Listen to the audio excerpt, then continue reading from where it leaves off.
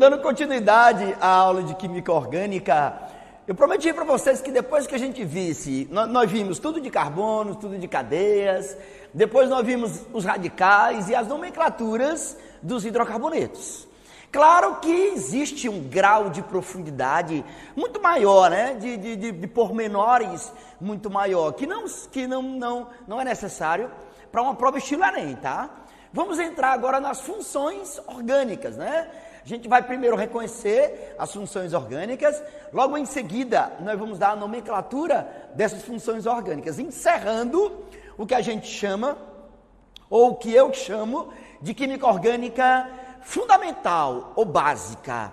Depois dali, aí vai vir sim o capítulo das propriedades físicas e químicas dos orgânicos. Depois de isomeria, logo em seguida, reações orgânicas, encerrando praticamente a química orgânica, tá? Mas vamos lá, vamos para funções orgânicas. Capítulo muito bonito, capítulo considerado fácil, tá? Os alunos que são mais experientes, ou aqueles que já vêm em ritmo de vestibular, acham isso aqui brincadeira de neném. O cara olha para cá e diz, negão, isso aqui é fácil demais. Mas cuidado, viu? Cuidado que na história do Enem já apareceram algumas funções bem interessantes. Algumas funções que deixaram a galera assim, opa, peraí que o buraco é mais embaixo, tá? Então vamos lá, vamos para o capítulo de reconhecimento das funções orgânicas, matéria que cai muito no Enem, tá? É incrível como o Enem gosta de reconhecer funções orgânicas, gosta muito, principalmente em novos medicamentos, a síntese de novos medicamentos. É muito fácil o Enem contextualizar, já que estamos aí numa pandemia aí de Covid-19, é muito fácil ele botar a estrutura de um medicamento que é utilizado, né, pelos padrões médicos como um dos medicamentos a serem tratados, e aí ele pediu reconhecimento das funções. Isso é fácil de fazer, tá, galera? Mas vamos lá, vamos embora.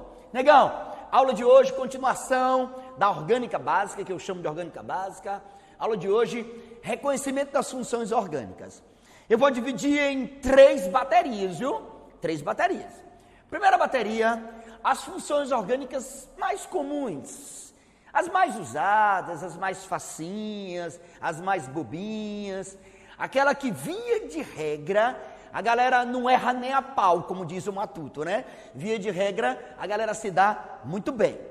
Vamos lá, vamos começar só para você ter uma ideia, tá? Quando eu tenho uma hidroxila ligada a carbono saturado, isso é característica de álcool, né? Característica de álcool. Os álcoois, que são vasodilatadores, né? Quem tem pressão baixa deve evitar, evidentemente, consumo de álcool, já que o álcool é um vasodilatador, tende a baixar a sua pressão. Como também quem tem caso de aneurisma na família, é bom evitar consumo de álcool, já que o álcool, eu falei, são vasodilatadores, provoca rompimento de veias e artérias relativamente fácil, tá? Então vamos lá. Se teve hidroxila ligada a carbono saturado, ele é um álcool. Se essa hidroxila estiver ligada a um carbono insaturado com dupla, ele é um álcool insaturado, conhecido como enol. Para lembrar o grupo dos alcen, e ol para lembrar o grupo dos álcoois. Então ele é um enol. Ele vai ser um enol. Um en para respeitar a dupla e o ol para lembrar a função álcool. Ele é um enol. Ele é um enol que não deixa de ser um tipo de álcool, né? É um álcool insaturado, é um álcool instável, tá? Mais instável do que o álcool comum, que é o enol. Sofre reações de adições rapidamente.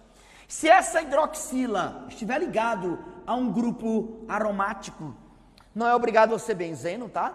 Mas se estiver ligado a um grupo aromático, aí recebe a função fenol. Função fenol, conhecido como ácido fênico, já que nós vamos aprender lá na frente que ele tem características ácidas, né?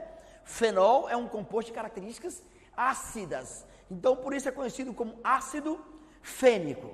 Bom, os 3 primeiros, muito tranquilo, tá? Lembrando que a hidroxila, esse radical hidroxila, possibilita a formação de ligação de hidrogênio, né?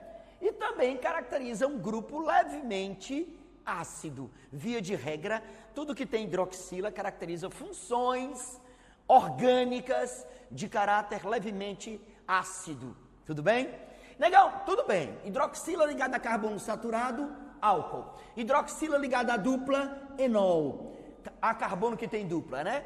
Hidroxila ligada a aromático, fenol, os 3 primeiros.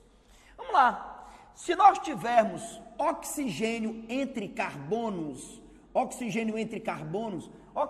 como um heteroátomo, é um éter, né? Para lembrar que ele é um heteroátomo. Então esse cara ele é um éter.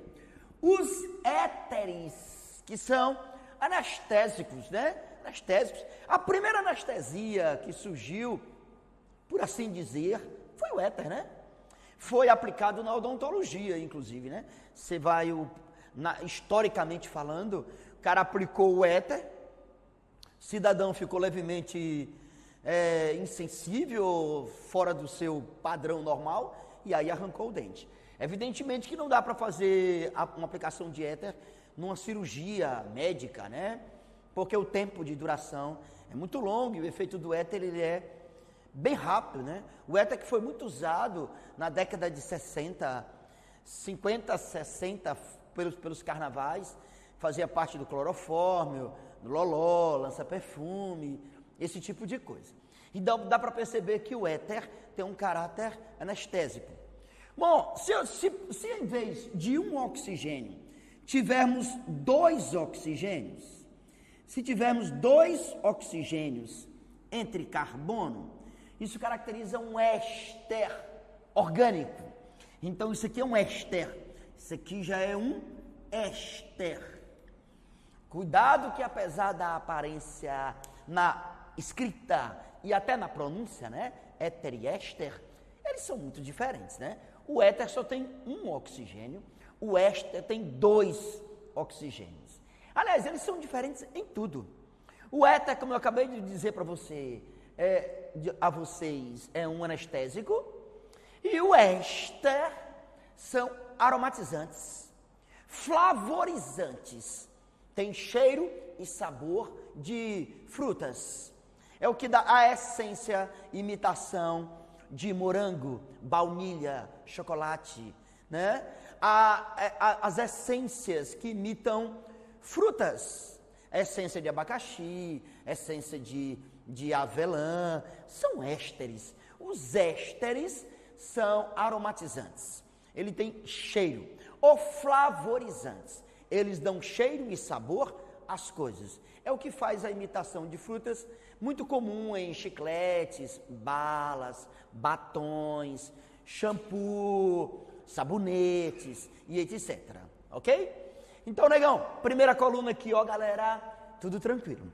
Lembrando que o mais importante vai ser depois você reconhecer todas elas juntas dentro de um medicamento, tá? Dentro de um medicamento, dentro de um fertilizante, dentro de um explosivo e por aí, anabolizante e esteroide e por aí vai.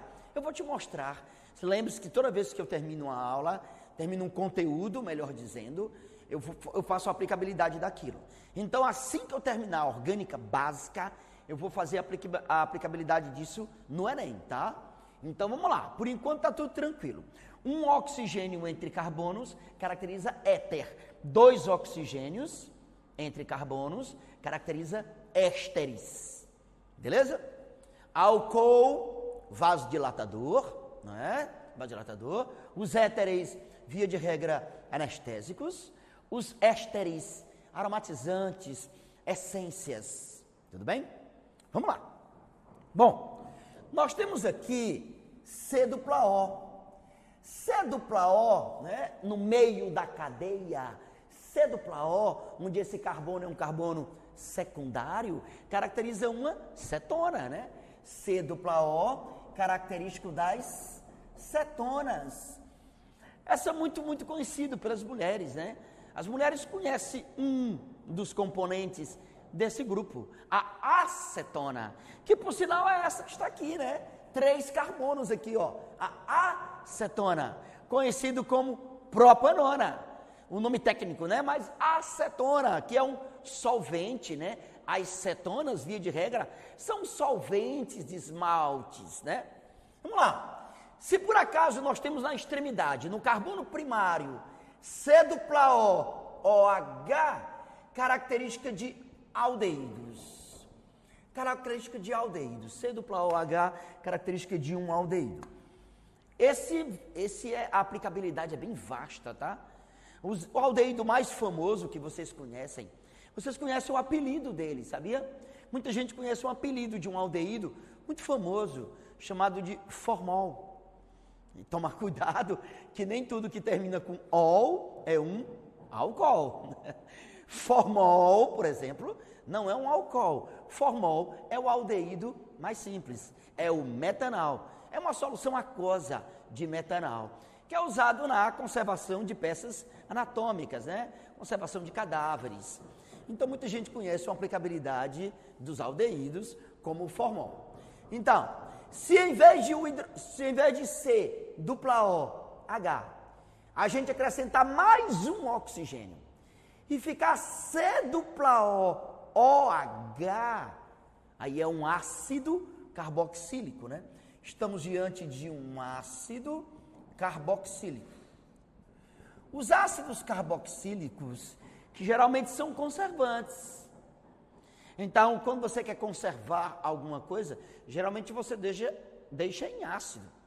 Por isso que o vinagre é muito usado para conservar algumas coisas. Porque o vinagre é ácido, né? O ácido acético. Então, os ácidos são usados como conservantes. Alimentos enlatados geralmente tem ou nitrito ou nitrato, que também é outro conservante muito forte, ou tem ácidos conservando. O ácido é um conservante muito forte. Falei para vocês que o ácido mais conhecido de vocês é o ácido acético, é o ácido vinagre. Mas também tem o ácido fórmico, né? Da formiga. Quando ela pica você tem aquela sensação leve de uma pequena queimadura na pele. Ali é o ácido fórmico, o ácido da formiga. E existe também muitos outros ácidos, tá? Mas via de regra eles são conservantes, beleza? Bom, aqui nós temos C dupla O menos, e aqui alguém eletropositivo. Vocês estão vendo que aqui tem uma ligação iônica, ó. Ligação iônica entre o grupo carboxilato, C dupla O menos, e alguém aqui representando o cátion. Tem uma ligação iônica aqui. Perceba que isso aqui te lembra, se eu tirar o hidrogênio aqui, ó, se eu tirar o sódio, perdão, e colocar o hidrogênio aqui no lugar, ó, te lembra um ácido carboxílico, né? Te lembra um ácido carboxílico. É por isso que a gente chama de sal de ácido carboxílico. Bom, por que sal? Porque a grande maioria dos sais são iônicos, né? A grande maioria dos sais, por exemplo, sal de cozinha, ó. Sal de cozinha é iônico. Então, como a maioria dos sais são iônicos, os compostos iônicos predominam a função sal. E como ele lembra um ácido carboxílico, ele é um derivado de ácido carboxílico, chamamos isso de sal de ácido carboxílico, ok? Existem outros sais, viu, galera? Eu estou colocando as funções mais comuns. Então, aqui ele é um sal de ácido carboxílico. Sal de ácido carboxílico. Os sais também são conservantes. Né? Você quer conservar uma carne, por exemplo, você salga ela, né? Que diga carne de sol, que diga charque, né? São carnes difíceis de estragarem, porque o teor de sal é muito elevado. E o sal desidrata, né? Faz com que provoque a saída de água do meio hipotônico para o meio hipertônico. E essa saída de água, que vocês chamam de osmose, faz com que na ausência da água, que é o meio multiplicador de micro-organismos, aquele alimento seja conservado mais rapidamente, né? Por isso que a gente salga, para que haja a osmose, a saída de água, né? A saída do meio responsável pela multiplicação de micro-organismos que estragariam aquele alimento. Então, os sais são conservantes. Bom, aqui nós temos um elemento da família 7A, antiga família 7A, hoje em dia chamado grupo 17, né? A antiga família 7A, família dos halogênios, por isso que o nome disso é haleto orgânico. Haleto porque é da família dos halogênios, e orgânico porque está ligado ao carbono, a uma cadeia de carbonos. Então isso é um haleto orgânico, né? Esse safadinho aqui vai ser um haleto orgânico. Haleto orgânico. O Alcides, essas são as funções mais conhecidas nos vestibulares. Rapaz, essas são as mais fáceis, eu diria, tá? Talvez aqui tenha menor incidência em prova, sejam os haletos orgânicos, mas as outras, nossa, as outras caem muito, né? Os sais de ácido, então, quando de cadeia longa, né? Os sais de ácido, quando derivado de ácidos que a gente chama de ésteres de ácidos graxos, né? Ácidos que têm acima de 10 carbonos na cadeia, os sais de ácidos graxos caem muito, vocês conhecem pelo apelido de sabão, né? Sabão. Então, tomar muito cuidado que essas funções aqui presentes são muito conhecidas e de muita aplicabilidade. Claro que no dia da prova, provavelmente ela vai vir dentro de uma estrutura só. Eu vou te mostrar já como é que se faz, tá? Mas vamos lá. Então, galera, álcool, hidroxila ligada a carbono, né? Que são vasodilatadores. Éteres, que são anestésicos. Ésteres, que são aromatizantes, flavorizantes. Cetona, que via de regra é um solvente. Aldeído, geralmente utilizado para a conservação de peças anatômicas. Ácidos carboxílicos, que são conservantes. Os sais de ácidos, que quando de cadeia curta são conservantes, e quando de cadeia longa são tensoativos, surfactantes. Produtos de limpeza, sabão, por exemplo. E haleto orgânico, né? Haleto orgânico, quando eu tenho um halogênio, alguém da antiga família 7A, não é obrigado a ser cloro, pode ser bromo, né? Pode ser iodo. Via de regra é cloro e bromo. Evitamos flúor, porque os compostos de flúor, devido à alta eletronegatividade do flúor, são compostos muito instáveis, explosivos, difíceis de manipular. E evitamos o iodo, que devido à baixa eletronegatividade, suas reações são obscuras, né, de difícil visualização e até de difícil síntese em laboratório. Tudo bem até aí, galera? Então, veja só, essa é a primeira bateria. Alcides, tu tem alguma curiosidade sobre elas? Tenho. Eu já tenho uma curiosidade interessante aqui sobre elas. Eu vou te mostrar. Eu vou escolher alguns aqui só para eu te mostrar. Uma curiosidade. Qual é a curiosidade? Veja só. Eu vou apagar aqui o enol, vou apagar o fenol, vou apagar aqui o éster. Eu vou escolher alguns para eu te mostrar uma coisa aqui interessante. Escuta só. Eu vou apagar aqui o aldeído, vou apagar aqui o sal de ácido. Pronto, eu deixei 4 aqui, mas cuidado, o que eu vou te mostrar agora poderia ser feito com qualquer função oxigenada, né? Que são funções que têm oxigênio. Eu posso fazer o que eu vou fazer agora com qualquer função oxigenada. Eu escolhi esses 4 para deixar mais espaçados, né? Para deixar mais espaçados e vocês terem melhor visualização. Eu vou te mostrar o que é que eu quero te dizer. Aqui está um álcool, certo? Álcool. Se eu tirar, aqui está um álcool, tudo bem? Se eu tirar o oxigênio e substituir por enxofre, aí vira tioálcool. Aí vira tioálcool. Tioálcool. Que o Enem gosta de chamar de tiol. ol. Tioálcool ou tiol. Como é que é, negão? O prefixo ti é quando você substitui o oxigênio por enxofre, tá? Por exemplo, ó, aqui está um éter, certo? Aqui está um éter. Aí eu tiro o oxigênio e no lugar boto o enxofre. Vira tioéter, né? Vai virar um tioéter. Era um éter, vira agora um tioéter. Vira agora um tioéter. Legal, então acho que já entendi. Ó, por exemplo, ó, temos aqui a cetona, C dupla O, né? Se eu tiro o oxigênio, substituo por enxofre, vira tiocetona. Tiocetona. Que o Enem gosta de chamar de tiona. Que o Enem pode chamar de tiona. Tiona quer dizer tiocetona. Entendeu?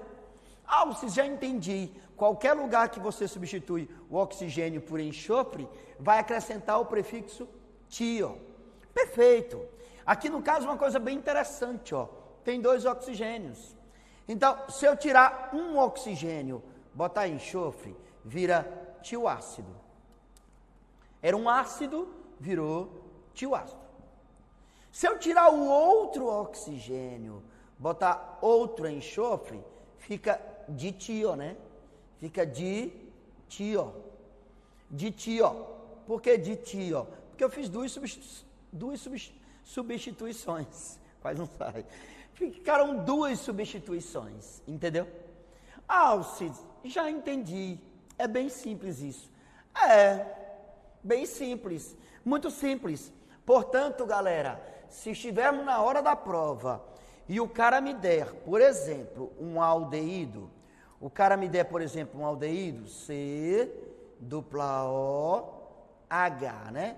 C dupla O H, que nós sabemos que isso aqui é um aldeído. Se eu tirar o oxigênio e substituir por enxofre, então vai ficar um tioaldeído, né? Vai ficar um tioaldeído. Que o Enem pode chamar de tial. Tioaldeído. Beleza? Então isso é muito comum. Negão, isso é muito comum? Muito comum. Só uma curiosidade que eu repito. É mais fácil isso vir na hora do vestibular, na forma de uma estrutura, de um medicamento, tá? Isso é mais fácil de vir. Por exemplo, digamos que eu coloque um medicamento aqui, ó, ou um fármaco, por assim melhor dizer, já que antigamente a gente chamava drogas, hoje em dia o nome mais correto é fármaco. Então, se eu colocar aqui, por exemplo, ó, um derivado da cocaína, digamos que eu coloque uma estrutura mais ou menos assim, ó. Só para vocês terem uma ideia do que é que eu estou tentando te dizer. Se eu colocar uma estrutura mais ou menos assim, vou colocar uma estrutura aqui para vocês terem uma ideia do que é que eu estou tentando dizer para vocês, tá? Digamos que eu coloque uma estrutura assim, ó. Assim, ó. Alces, acho que já sei onde é que você quer chegar com isso. Tá, você vai entender agora. Você vai me entender claramente agora. Digamos que eu coloque uma estrutura mais ou menos assim.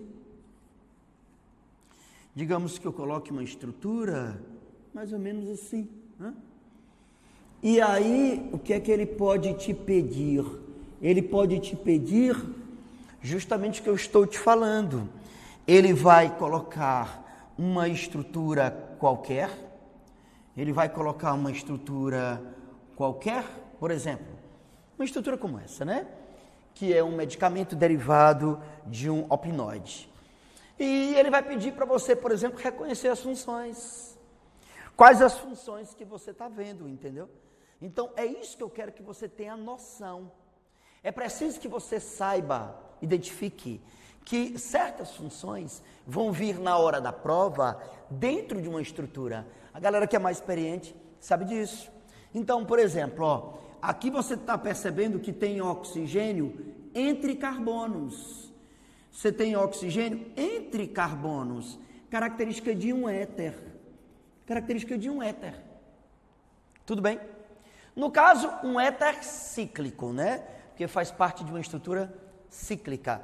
Alguns éter cíclicos recebem até um termo mais apropriado, alguns chamado de epóxido. Eu vou já te mostrar quando é que esse termo pode ser utilizado ou não, na segunda bateria. Eu vou já te mostrar. Veja que aqui tem uma outra função, ó. Aqui vocês estão percebendo que nós temos hidroxila ligada a carbono. E esse carbono só tem ligações simples, é um carbono saturado. Hidroxila ligada a carbono saturado, característica de álcool. Característica de álcool, né? Então aí nós temos a função que caracteriza o grupo dos álcoois, né? Que é a hidroxila. Já aqui, bem interessante, cuidado que na pressa o aluno poderia achar que isso aqui é um éter. E poderia achar que isso aqui é uma acetona. Mas não é, né? Você percebe que no mesmo carbono, você tem C dupla O, você tem C dupla O, O. Você tem 2 oxigênios no mesmo carbono e um carbono com dupla. C dupla O, O. Característica dos ésteres. Característica dos ésteres. Então aqui nós temos um éster cíclico que também tem apelido, né? Também tem apelido. A gente vai aprender lá na frente que certos ésteres cíclicos podem ser chamados de lactona, né? Então, muito cuidado. Veja que aí eu estou te mostrando a aplicabilidade que o Enem pode te dar ao reconhecimento de algumas funções. Vamos para a segunda bateria, bora? Porque a segunda bateria já é um pouquinho mais. Já são daquelas funções que você já não tem esse domínio todo. E a terceira bateria, daquelas funções muito pouco vistas no ensino médio, mas que é importante falarmos para um caso de alguma pegadinha ou particularidade. Beleza? Vamos para a segunda bateria.